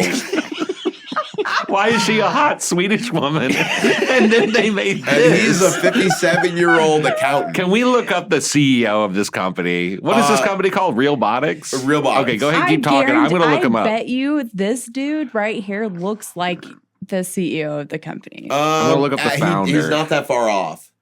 It looks like an older version of the CEO. you looked it up? I've seen interviews with him. Yeah, it kind of does look like him a little bit. That's a face you can trust. So, yeah, you can get just the bust. That's about 10 grand. If you want to go up to the fuller body one, those run, I believe it was like 130,000. If you want to do the full body, it's like 150 plus. Bro, the female bust has cleavage. I'm not making this up. Why would you I Google only imaged want to it. bust other than? You're Look, all Why would you? you're Did you all just say why would you thinking want it. to bust? Companionship, Here's Sam. the thing. all thinking Again, it. you talk. can't have sex with them. I want to make this clear. You There's can't. there's no parts. Yeah, you're not supposed to, is what you mean. Listen, so Realbotics is pushing the boundaries of robotics and AI to create machines that are more than just tools, they're companions. Their flagship product, Harmony, which is the chick you're looking at, is an AI-driven robotic companion designed to provide emotional connection and companionship. She has a stripper name. I had to say it. Sorry. She does a little What bit. is it? What is it? Harmony. Hmm. Look, I didn't make her. I'm just telling you about her. She has a 1,000-eye stare, dude. The 1,000-yard stare. She does. I'm still just this guy. Yeah, you're not going to get over that. I can't get over why would you do that? I don't know. That's such a- That is the one male figure they have. That is and he somebody does resurrecting look like he's a 57-year-old a accountant. relative is what that is. Yeah. Oh. That, you know what? That actually make a lot of sense. Again, if you look at what That's the based. actual, like, at least the spokesman, I'm assuming he's the CEO from Could what I've be seen in maybe his, videos. like, dad or something. Maybe. I don't know. And then you have this. How is that not a sex doll? It's not a Totally. sex doll, Sam. It's not. Why'd they have to give her lip fillers, a nose job, and Well, you don't want an It's a ugly choice. companion. It's a choice. I would rather have this dude if I was looking for life advice than this girl. I think she's got some really good life advice. I would go with her. Just wait. I Of mean, course you would. Of course all of she you has would. a lot of applications. That's one way to put it. Yeah, Look, makeup and different Harmony's types of, AI is designed to learn and adapt to the user's preferences, creating a personalized experience. She can hold a conversation. She can tell jokes. Oh, it's a and younger version. Look. Yeah, it is a young. I hadn't seen that one. That is a younger Can version. you look up? Oh, I'm the lookup person. You are the person. Oh, We got to figure out Sorry. why they created this guy. I need to know. okay. So it's Realbotics. Yes. Who? Do they talk? I mean, I know you're Yes. going, and you're going more into this. I know. Yes. but- They do talk. Okay. So you're looking at Harmony, but actually they have very customizable appearances. Harmony's physical form is highly customizable, allowing users to choose everything from hair color to body type. The goal is to create a companion that feels uniquely tailored to the user. Yep, see, that's the creator. I Kind of looks like an older version of that knew guy, it. right? It might be his dad. okay. Wait. He looks like a super villain. Does a little bit, doesn't he? It's a little Hold bit on, mad hold- genius vibes. Find a better. You know the- let's go with this one. You know JP from Grandma's Boy? Yeah. Getting some vibes. How graphic can I get on this show? That one. I mean, I'm reading a Sun article, The Sun, the UK newspaper. Okay. It says that this is from 2019. We've started to ship the first pre-order units of our robots to our customers. Our first lot of robot heads has around 350 units. You can pair the robot heads with high-tech bodies that offer internal heating, self-lubricating genitals, and even touch sensors. Wait, they added the genitals. This is from 2019. Finally, I've been waiting for that feature. They Whoa. everything I looked into literally said they did not want to be that. Well, right. I thought this was like Ken doll sort of thing. and where then it's they like, realized how much money they could make. Well, I think Yeah. robotics, I think these are real dolls. Did you Oh, see okay. the way they made the female? Of course, that's the direction Well, they want want to to sell in. them.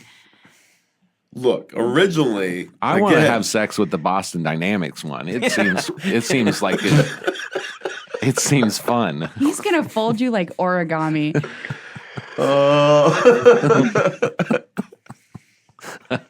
Look, I'm sorry for who I am as a person. You're gonna be a swan next They're- time you come here. they're not just selling a robot, they're selling the idea of a relationship. Harmony is designed to form emotional bonds with its users, providing companionship in a way that's eerily human-like. So while, again, real robotics technology is undeniably impressive, it's deeply controversial. And here are a few aspects that make Harmony in real robotics vision so unsettling. Harmony is designed to simulate emotional intimacy, but it's just that, a simulation. The robot doesn't feel love or affection, it simply mimics it. This raises serious ethical questions about the nature of relationships that the potential for emotional manipulation. Harmony's customizable appearance is both a selling point and a source of unease. The idea of designing a perfect partner down to the smallest details feels like something out of a dystopian sci-fi novel. Mm-hmm. And I mean, what does this say about our expectations of relationships and intimacy? And again, I want to go back to it, and I realize you guys just found that there are sex parts for it now, but they have been saying, again, everything recent that I can say, that I can see, that they have made it clear that Harmony is not designed for sexual intimacy. The company emphasizes that their robots are meant for companionship and emotional connection, not physical gratification. I think even that alone is dangerous enough because the type of person who would spend the type of money to have this, you're not going to become more connected to real people when you have this essentially slave that will do whatever you want, and it's going to actually make you worse at interacting with real people. Well, yeah, I mean, they market it as a solution for loneliness, while critics argue that it could have really the opposite effect, which I think is what you're getting at. Well, here's a line. In July 2019, psychology experts warned that sex robots could fuel a rise in sex addiction. Dr. Burchert, who serves as clinical director of Marylebone Center for Psychological Therapies, told Daily Star they serve the same purpose as alcohol for people with drinking problems. It would be another way of expressing sexual activity or addiction, which is an anesthesia for bad states such as loneliness, shame, boredom, and stress. Yeah. Yeah. Yeah. And then how would you, if you practice on a sex doll over and over and you got used to that, it's kind of like porn addiction. If you had this relationship with this slave robot sex thing, like what happens when you're drunk at a bar and woman turns you down, or you know what I mean? Like you wouldn't have that consent like reflex. Well, you hit factory reset, obviously, Yeah. on that woman at the bar. It's a scary thing. That's why I've been against these things forever. I mean, it's frightening because you train somebody that they have this perfect partner who can't say no, and then you unleash them on the world, and you already have a disturbed person who's doing this almost by definition, and you're not going to make them less disturbed or teach them how to interact with real women. Well, let me see if I can make this worse then. Okay. So if Real Robotics Harmony is the PG-13 version of robotic companionship, then Amber, by Robot Companion is the R-rated counterpart. Amber is an AI-driven companion robot designed to provide not just emotional connection, but also physical intimacy. While real robotics has drawn a clear line in the sand regarding sexual intimacy, which again, based on what we just pulled up, I don't know that that's even true anymore. It's weird they're saying that, but then they're creating those parts. Robot Companion is leaning into it and has crossed over that line and then some. So Amber is a stark reminder of how far we've come in blurring the lines between humans and machines and how much further we could go. So yeah, if you want to go ahead and click on that, Sam, and show us. I'm just going to take you to their page real quick, and we're going to have to edit through this probably in case it brings up some especially spicy stuff, but I don't think this page has anything on it. These are all the models you can get. And again, there's more X-rated pictures. We can scroll down. I don't think anything on the main page is anything that we can't show. But this is what's going. Oh, never mind. Nope. There it is. Well, Mikey's going to have to clean this up in post. There's another one. Well, there's one. Mikey, scroll carefully when we show them this. Maybe don't scroll so far. Oh, okay. Okay, I think we've seen enough. So, what is Amber? Okay, can I go out of? Yeah, I mean, you can back out of it. We're not going to show it to everybody that's seeing this on everything we're streaming this on. Because I don't know if we'd actually get in trouble for that. Oh, no, we would. Yeah, I think we probably would. So Amber is a humanoid robot designed to be the ultimate companion, emotionally, intellectually, and physically. Unlike Harmony, Amber is explicitly marketed as a robot that can provide physical intimacy, making it one of the most controversial products in the world of robotics. Like Harmony, Amber's AI is designed to learn and adapt to its users' preferences. It can hold conversations, express emotions, and even develop a personality based on the interactions. So you're that saying it has. those dolls that we just looked at have those capabilities, Yep. or are they just bendable They're bendable dolls? AIs. No, they move and stuff. On their own? Yes, No. a little bit. No. Okay. Refuse to believe. Imagine what we just saw with real robotics, which those do move. We're all there with all of it. That's where we're at. There have to be videos of this. I know. We and can't I'm just show like, them. No, I know, but I'm going to look them up I later. did click through. Yeah, most of what they have, we can't show. I'm they sure, move on their I don't own? know what the rules are with showing AI robot. I'm going to take one for the Nudity? team. I'm going to look up the videos later. Okay. I really am. I'm going to think, I'm not, I'm anti this, but I got to know. I got to know how they move and Yeah. In the name of science Yeah. and research. It's like I'm going to order one for science. like, can it walk around your house? I would guess I don't not. think it's that far. Okay. But we're not far from that based on all the other AI Right. robots we've looked at. Like, they've just got to put parts on the things we've seen already. Yeah, but God, I have so many questions and none of it's. Imagine a Boston Dynamics you can take to bed. Right. That would sound terrible. Parkour! No, that sounds awful. So I was telling him he'd show up here like an origami swan next time. Very precise, but not the direction we wanted to go in.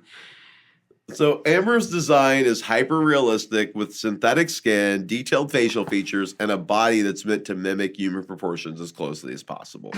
Bullshit. Amber is equipped with advanced sensors and actuators that allow it to simulate physical touch and intimacy. This is where Robot Companion sets itself apart from companies like Robotics. Amber is designed to be more than just a companion. Amber's capabilities are undeniably impressive, and they're also deeply unsettling. Here are a few aspects that make Amber and Robot Companion's vision so controversial.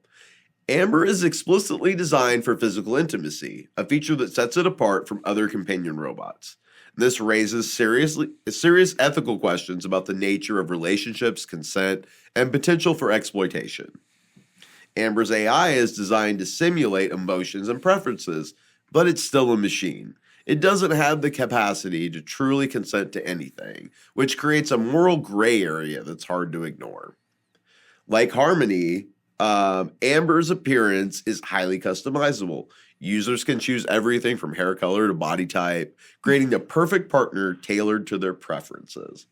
But what does this say about the expectations of relationships and intimacy? While Robot Companion markets Amber as a solution for loneliness, critics argue that it could have the opposite effect. Instead of encouraging human connection, Amber could isolate users further, trapping them in a one-sided relationship with a machine. Robot Companion's work raises so many ethical questions. What happens if users become too attached to their robotic companions? What happens if the robot malfunctions or is used in a harmful way? What happens when the machine becomes so advanced that they're indistinguishable from human partners? I mean, you've seen the movie Her, Yep, that's pretty much where we're going. and you've seen Larry and the Real Girl. Oh, yeah. Like, I mean, it's all part of the human psyche, but yeah, this is definitely inviting more of I don't know, like an ingrained attachment, especially if you're like me, where you empathize with machines that you perceive to have feelings, then yeah, you're going to get attached to them. Yeah, that's definitely going to happen. Like, I feel bad for my Roomba. Like, whenever it, like, well, it's feels- been mapping your house, so don't feel bad. It's a spy. Like, it's all disappointed whenever it runs into a wall and it, like, can't figure out where to go. And I'm like, oh, no, you poor little guy. And I feel like I have to fix it for him. And then I get attached, and here I am. And Oh, he's you're just so plotting pathetic. against me the whole time, apparently, mapping my house. It's spite. It is a slippery slope. Like if we accept robotic companions as a substitute for human relationships, where do we draw the line? Could this lead to a future where human connection is seen as obsolete? Their technology has the potential to revolutionize the way we think about relationships, but also the potential to cause harm. What happens if these robots are used to exploit vulnerable people? What happens if they fall into the wrong hands and get used in a weird way? Okay, not to bring up another movie, but have you guys seen the movie Surrogate with Bruce Willis? I have not. No. That's what this reminds me of. Pretty sure it's Bruce Willis. Don't quote me on that. Okay. But it's basically people live in pods inside their homes and they like control a robotic version of themselves outside of the pod. Oh. And that's what walks around the world, but they Ooh. never leave their house. And then there's like a whole society of people that like are against the robots, you know, and they're actual people interacting with these robot versions of the people that they love. It's a really good movie. Highly I'll check that one out. That's Yeah, I awesome. don't That think- sounds great. I don't think we're far away from that, honestly. It's called Surrogate. I'm actually going to look it up while you are talking. So I'm going to bring it into our last segment now. That is going to be, I think, the creepiest. I've been saving this one for the end. Yeah. Let's talk about a company that's taking the concept of synthetic humans to a whole new level. This place is called Clone Robotics.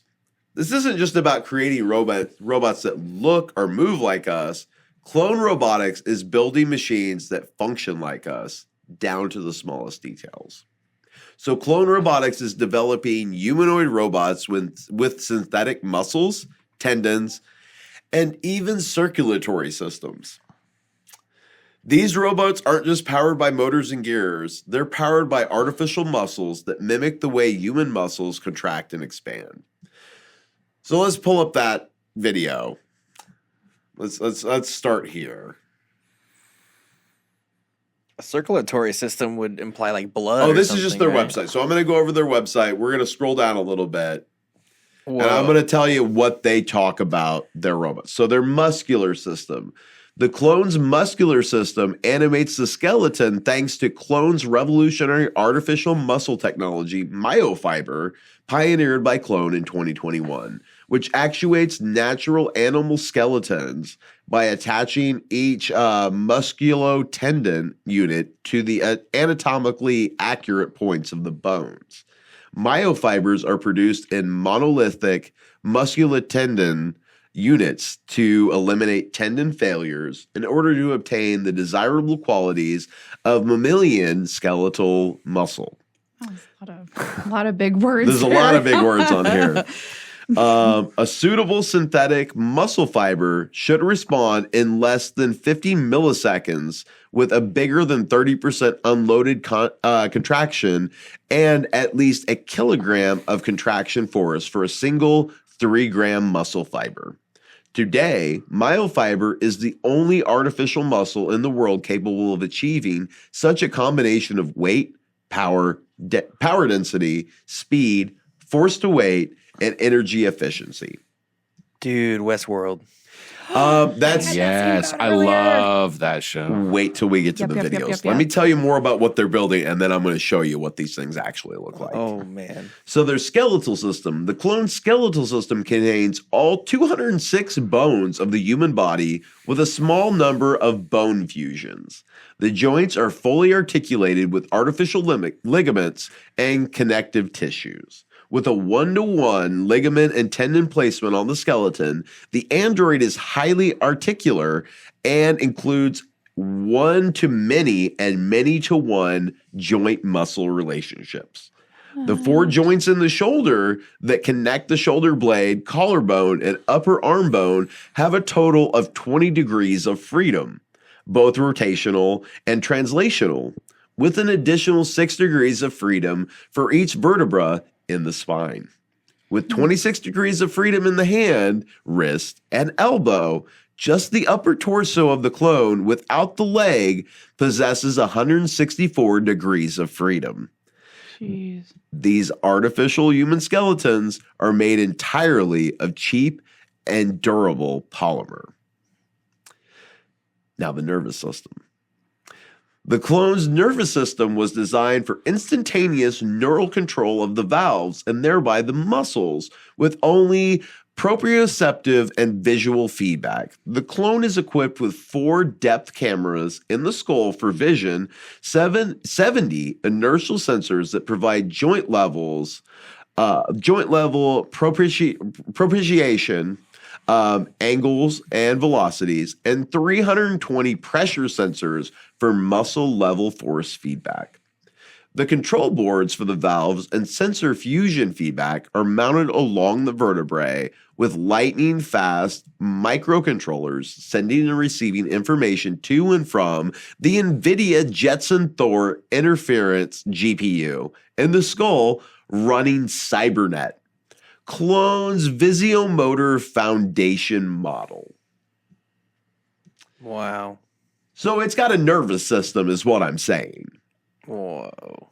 What? The vascular system, the clone's vascular system is the most sophisticated hydraulic powering system ever designed, with a 500-watt electric pump as compact as a human heart, is able to pump liquid at 40 SPLM volumetric flow rate and 100 PSI rating, allowing it to supply hydraulic pressure to the entire muscular system. Oh, that's smart.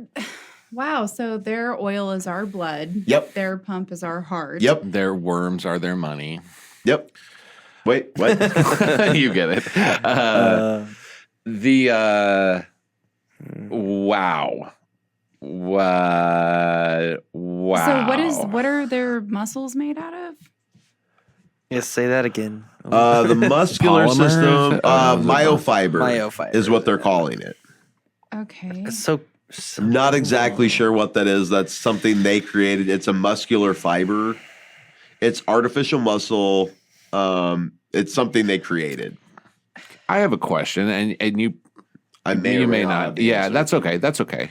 How are these things powered? Because that's like a really yeah, that's a we're good powered question. through like calories and It's a great question. like what? Because this is a big machine. It's a 500-watt. Like I said, with the vascular system, they're going to have to recharge, but it's a 500-watt electric pump that's actually pumping things through the They vascular built system. a human out Basically. of metal. So their recharge is our sleep. Kind of, or our food, or however you want to think about it. But yeah, it's using electricity to do it, but it's also doing it in a way that's, I mean, our body's full of electricity. So Clone's Aquajet valve technology combines a 100 psi water pressure with a 2.28 SPLM flow rate under a watt of power consumption and a 3-way configuration in a miniaturized 12 millimeter design. No, you're good. Let's go back to it. I want to show you what one of these things look like. So we're going to start out with the actuated abdomen. This is a torso 2. So if you go back to our actual outline and pull up that, scroll down, our first video. Down further. Still further. There you go. Oh. Okay. There you are. All right. So this is just the torso. Of course, it's on X. So hit play on that. That is so Westworldy. That's so crazy. We don't need sound. But full screen it. Yeah. Take out. Yeah. So this is one of these things moving around. That can't Ew. be real. How is It does look very Westworldy, doesn't it? It's Ew. like they got the idea Like from even Westworld. with the white Yeah. base. That is you know? creepy. Because they're going to be able to put stuff over the top of it. This is Yeah, you just can- the exoskeleton. Then you can make it look like anybody you want. Yep. You can. Oh boy. It's actually been compared to Westworld, like as far as the idea. Dude. Like this is kind of where they got the idea. That's what we from. were talking about right at the top. Is like science fiction inspires reality. So Yeah. it's able to, and I don't know if I have this in my notes or not. It's rocking out. You can It's just one of those days. It can watch somebody move their hand in a certain way, and it's able to immediately mimic that. Whoa. It only needs to see it once. It can mimic all human interaction, all like movement. Whoa, bro. So wait, it gets worse. Sam, we're gonna need to go to the next video now. How'd you find out about this clone robot? This is. I went down a rabbit hole. I feel like we why should has all know about nobody this. talked about this. Yeah, this one's We very are right new. now. What is that? What is that Westworld phrase when they know their robots like that doesn't look like anything Yeah, like, to me? Like that's not the singularity, but like something. Yeah. No, it's like So- like you point something out and like they're programmed to not see it. And it's like doesn't look like anything to me. Oh yeah, yeah. and yeah, then yeah. she's like, Oh, there's a yeah. So go ahead and blow this video up, and let's look at this. This is their first full body one that just came out recently. Again, it's able to learn all these movements pretty quickly.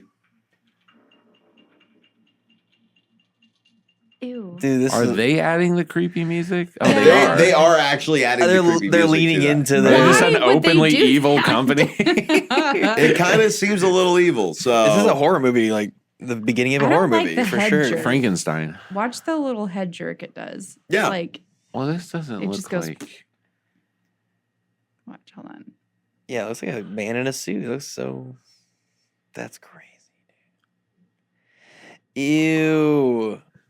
Ugh. Oh, I hate it. It's not great. Imagine being in the same room with that thing. Just being. What? Man, But yeah, they're at Clone Robotics on X. If you want to see any of this, like that's where they're putting all their stuff out on. I'll follow him. That was cool. So on the surface, this sounds like a technological marvel. But if you peel it back, Clone Robotics isn't just building robots. They're building synthetic humans. Let's call it what it is. They're doing it with a level of detail that's almost too precise. Like, why would anyone need a robot with synthetic muscles and tendons? Why replicate the human body so closely unless the goal is to create something that's indistinguishable from us? Like, why else would you be doing this on the level that you're doing this? Unless you're looking for ways to basically trick everybody into thinking this is a human being. Again, Westworld, it's what it feels like. Right. It feels very Westworldy. So why would anybody need a robot with synthetic muscles or tendons? Why replicate the human body so closely unless the goal is to create something that can replace us? Yeah, they're thinking of like if they can, not if they should. That old That old chestnut. Well, their goal is to create robots that can think and feel like humans. They're building bodies and they're building the minds. Imagine a world where these synthetic humans are used as laborers, soldiers, or even companions. They could replace us in every aspect of life, from workplace to the battlefield. Yeah, they still don't have to look like humans, though. But it's more fun if they do. It's a narcissist dream. I mean, it is. It's playing God. Yeah, that's a good point. Because you would have all of the superficial aspects of having a friend or a lover or a soldier or a worker, but it can never tell you that you're a terrible person. Yeah. And you can treat them however you want. Man, I could go so far with that, but I'm just... It gets even weirder than that, though, because the company Clone Robotics is shrouded in secrecy. There's very little information available about who's funding it, what their long-term goals are. We don't know if they're working for governments, corporation, or even something more shadowy. And again, let's not forget the ethical implications. If we create machines that are indistinguishable from humans, what does that mean for our understanding of life, consciousness, and identity? Are we playing God? And if so, what happens when our creations turn against us? Clone Robotics does not have a Wikipedia page. There's very little information out there. CIA. Yeah.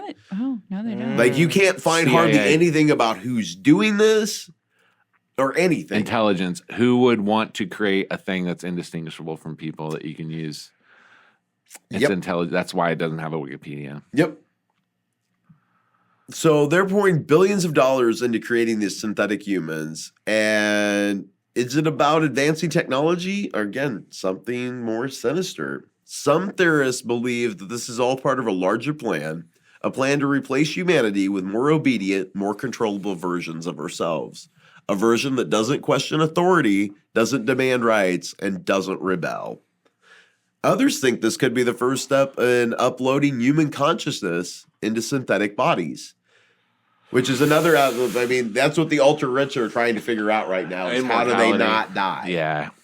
Which is impossible. I mean, that's what we're talking about with the singularity, with Neuralink, with all that.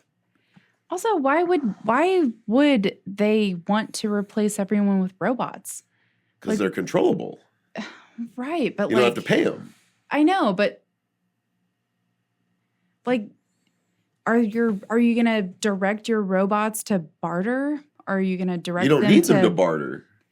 So you're gonna live. The 1% is going to just be what is left on the earth, and they're just going to do their bidding. It's like slaves. Actually, I think robot comes from the word for slave from Slavic or something like that. Okay. I think. Sounds right. Okay. Well, I mean, what is it? I don't know if it's a UN thing or what, but there's like the 1%. Basically, they need about 10 million people. That's it. Robot comes from the Czech word robota for forced labor. Like, if you were gonna, Dang. if the 1% were going to have enough drones to work, they only need about 10,000 bodies or 10 million bodies. Sorry. The Georgia Guidestones. They want a population of 500,000 people. I've read on about Earth. that Yep. recently. And there's the 500,000 again. And the See, rest I- of it's run by robots. You can live ultra rich with your robot slaves and the little people who you control, or just your rich friends. You don't have to deal with the dirty poor people. Yep. Which that's what all of us are. If you're the 1%, we're all. So you would just eradicate all the peons. I mean, Bill Gates was talking about doing it with vaccines 10 years ago. You can find that interview. Like, he talked about it on stage. Like, we need to lower the population, we could do it with, what was it? Do you know what I'm talking about, Dennis? It's vaccines. It was like 4 things that he listed. Sterilization. And there was like 2 other things that he said in that. Man, I'm blanking on it.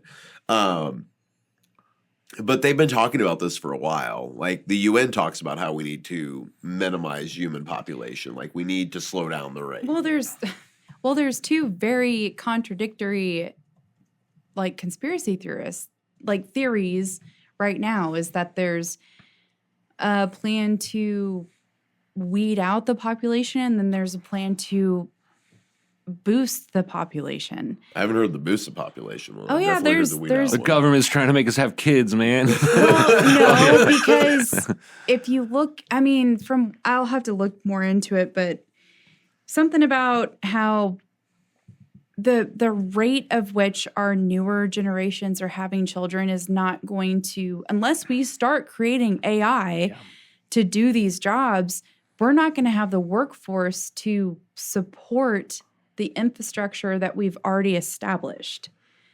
That What is do you that do is with all actually true. I'm a big believer we need more people. I Yeah. believe that. If you're not pro robots, and then you're like, we need less people. So, Well, yeah, if you get the robots to do it, then Right. well, but I'd then what rather- happens if the robots are coming faster than the people are dying? Then you have a whole bunch of people that don't have jobs.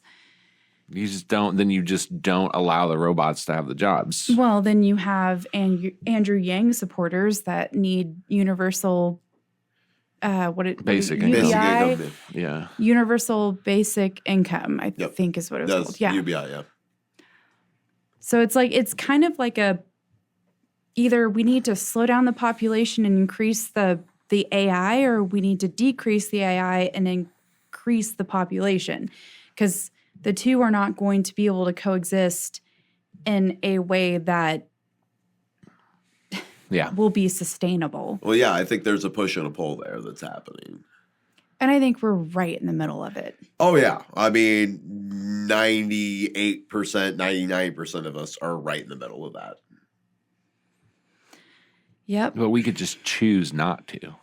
We could just democratically choose not to let that happen. Well, yeah, that will require some resistance. Won't other countries not, Yeah, but I mean that doesn't. we're trying to keep up with other people, is what I'm trying to say.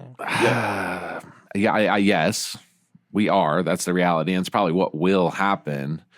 But let's say China, all their trucks are self-driving, and we keep truck drivers because we want people to make a good living and have a job. You know what I mean? Like, I don't think we'd fall that much behind because we're using people. Well, that just it separates countries into more just self-contained things at that point, I think. Yeah. I think people are better, no doubt, but Well, are they based on what we're looking at? It's going to be another space race, but with robotics. Yeah, that's where we're at, I think. Just because I'll repeat what I said at the top of the show, just because we think we have to. Yeah. Not because we want to, we just have to because we have to be the best. But you guys aren't thinking about the thing that I think after I told you all this, that I think we should be wondering. If we've got all this technology, what if synthetic humans are already among us? What if that's already a thing that's walking around? yeah. Yeah. I'm What still- if there's NPCs just They always say the NPCs. government, it's got stuff that's 20, 30 years ahead of. Are you guys on TikTok at all? I'm sorry. Oh, yeah. but I am, yeah. Did I you just guys posted on watch the NPC trend? Yes. Yeah. It was like It's still going. It's weird. it was a horrible train wreck I could not look away from. And I contributed to it because I was watching him, but it was so bad. It was awful. Oh, yeah. But what if they're already here and that's the herd that's moving? It's because they're actually just programmed things that are moving, and that's why things move the way they do. Are they just watching and waiting and gathering information on us? Yeah. It could Sam, be. you brought up Fallout. I'm a big Fallout 4 player. And that's like I a love that big one. theme, right? Is like the synths. And they don't even know their synths a lot of the times. Nope. Like synthetic humans, like one was a mayor, for Yep. example. And it's like, and he's like, I'm not a synth. It's like, but you are. And it's like, but Yep. yeah, you don't know. Even they might not know. Yeah. We might be robots right now. We I wouldn't mean, even we know could it. be robots. I mean, we all Dun, kind of dun, operate the dun. same, just with blood versus oil and valves versus tissue. And Think of the waste. All I see when I think of this is it's waste. The materials, the energy, the power plants that have to power these things, Oh, yeah. the all the stuff we have to mine, all the just to do the same thing that I can do. But they can't control you. Right. It's enormous waste. It's an investment just to not have people. But if you've got the resources to invest that, to move it in that direction to where you can create things that just do the what you environmental waste? say. Do they care about that? No, of course not. That's what I'm saying. Especially if they're heading towards wiping most of us out. It's a short-term problem. Yeah. Okay. Can I show you guys something real quick that was the most emotional thing? One of the most emotional things I've ever seen from a Are you robot. gonna make me cry on the show? No, it probably it's an won't. artwork. But it is an artwork, and it's just really sad because it's this robot. Oh yeah, the oil. Is Yeah. constantly leaking oil, and it it's, has to clean it up. it's desperately scooping the oil up Yeah. while it's being observed doing it, and it's so sad.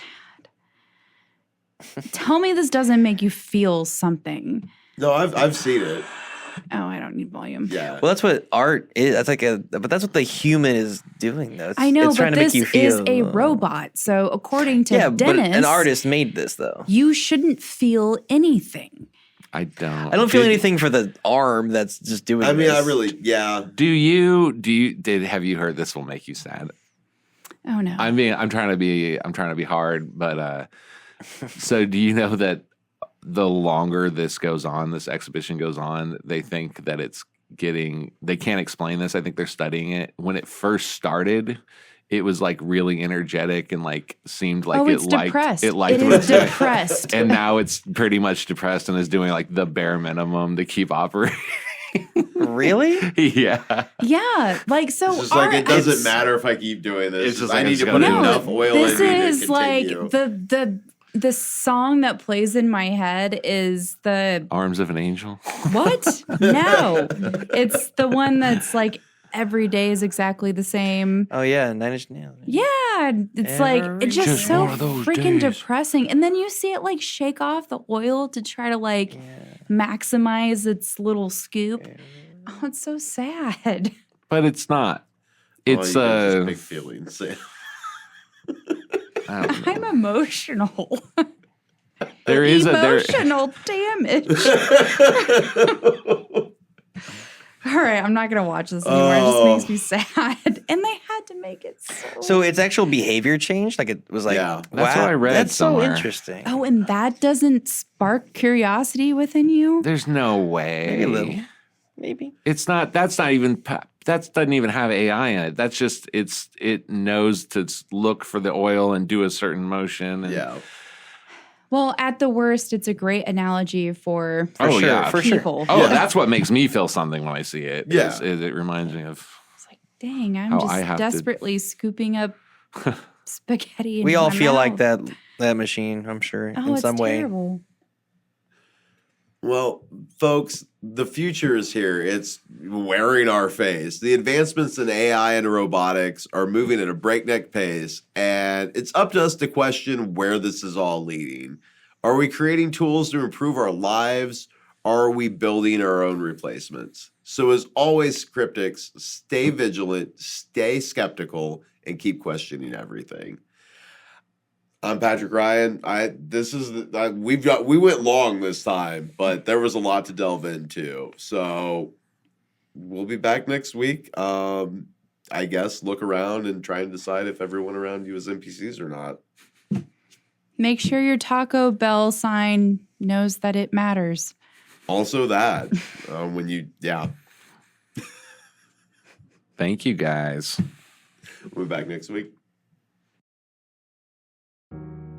Cryptic Accounts is a fan-funded show brought to you by you. Please visit crypticaccounts.com to find out how you can help support the show. Your hosts are Patrick Ryan, Dennis Cheney, and Sam Roach. The show is produced by, and the theme music is written by, Michael Kruger at Birdseye Music. We thank you for listening, sharing, commenting, and subscribing. We'll see you next week. Stay paranoid.